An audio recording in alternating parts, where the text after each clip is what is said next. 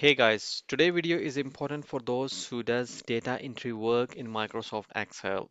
So stay tuned and let me show you how.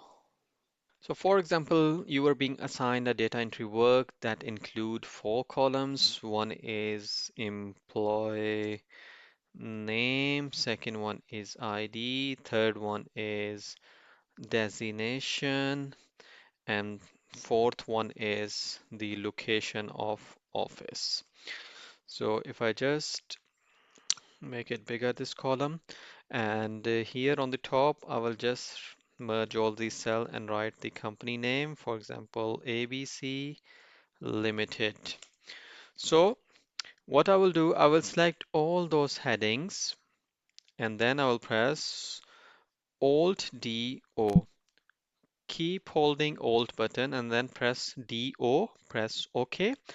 This field will come and then first you will type the name, for example Simon, and while going to the next field I will just press tab and ID is 2244, then press tab.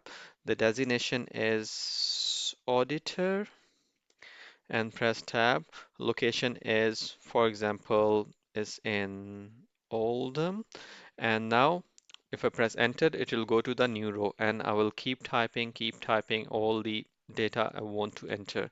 So this is how the easy shortcut to do the data entry work.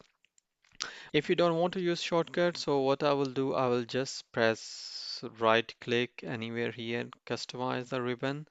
A window will pop up, then I will select the option command not in the ribbon, and then I will have quick look through here and see where the form option is.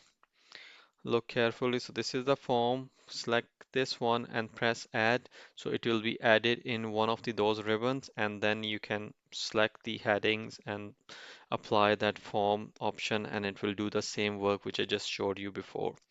So this is how you can easily manage your data entry work. Hit the like button if you like this video.